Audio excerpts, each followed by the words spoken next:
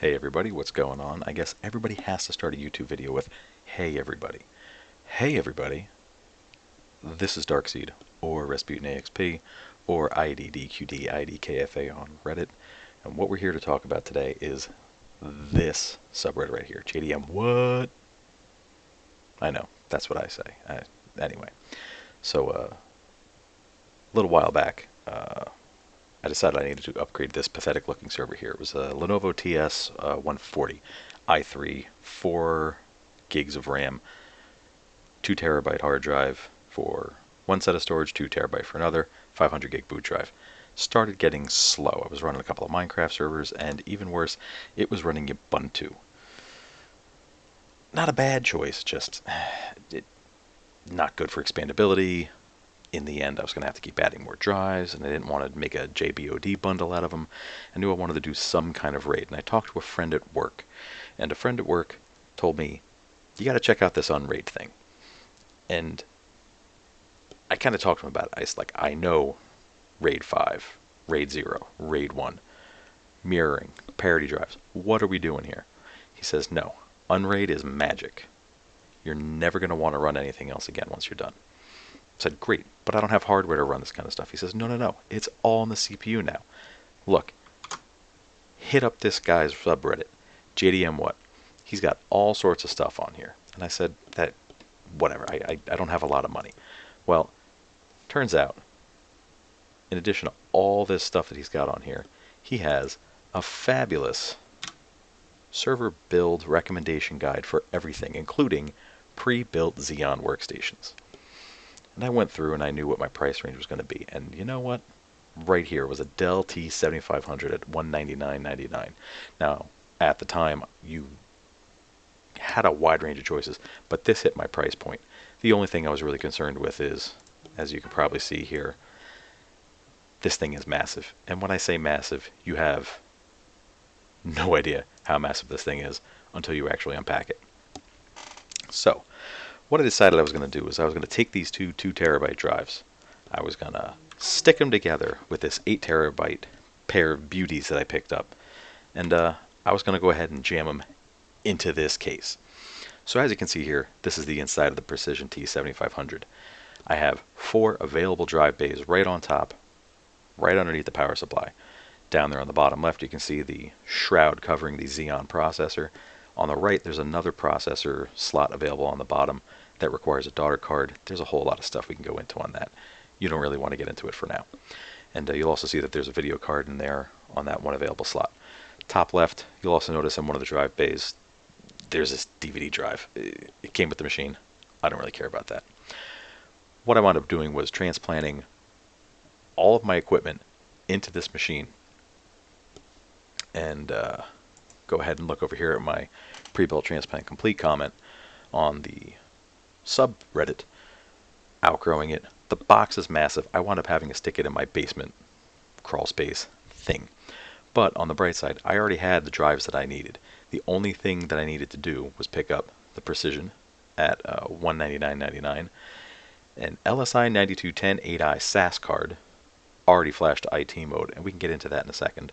A mini SAS to 4 SATA cable. I got 2 of those because I was going to have 2 ports on that.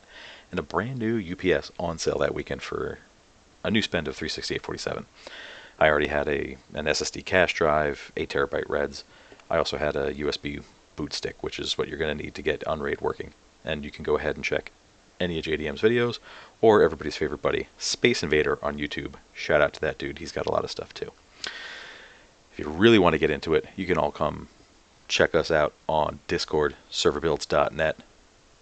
Talk to JDM What himself. A couple of his other good friends and buddies over there too. Shout out to the bear. You'll know if you talk to him.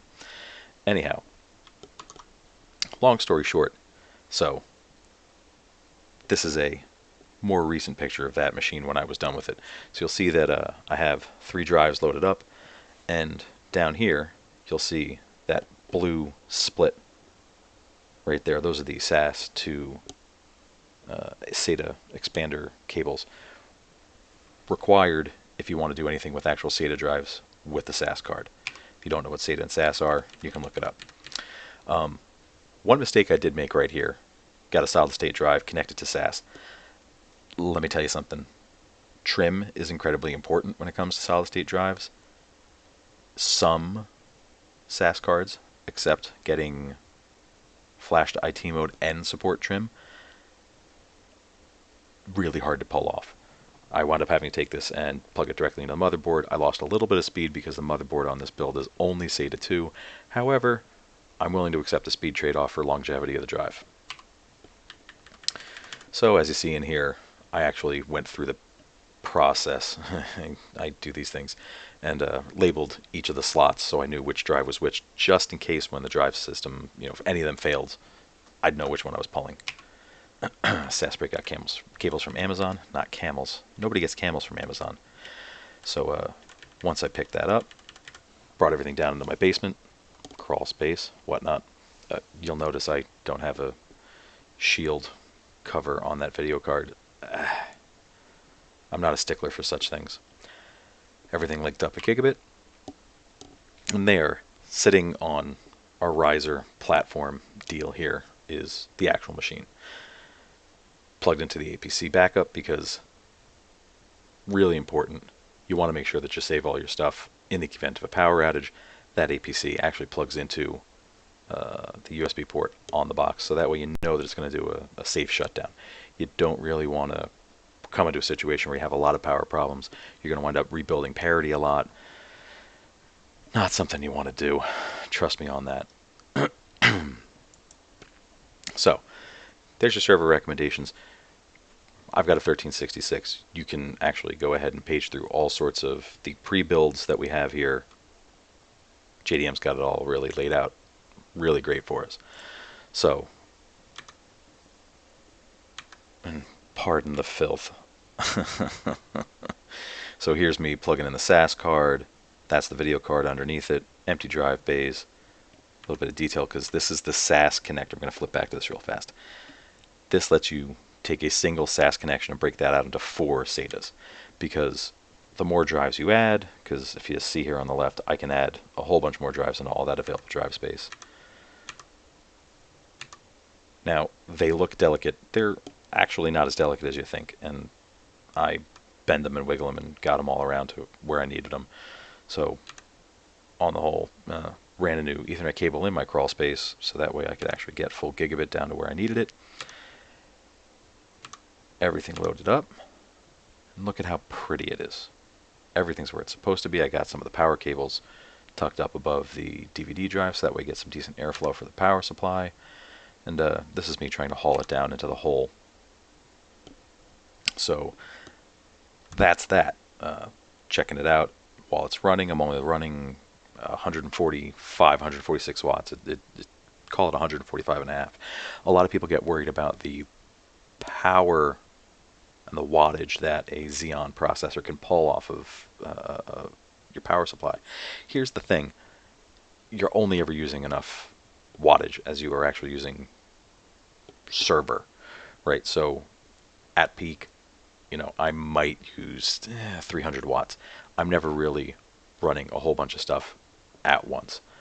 Full gigabit, blue.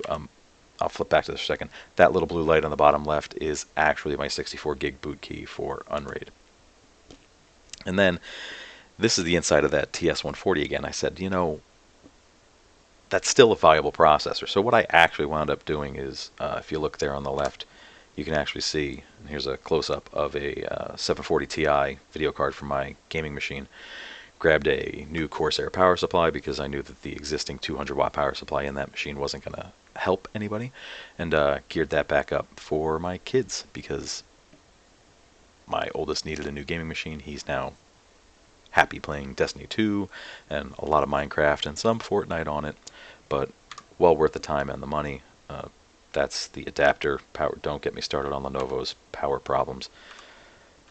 Probably didn't need to go that far into the breakout, but boot SSD for him.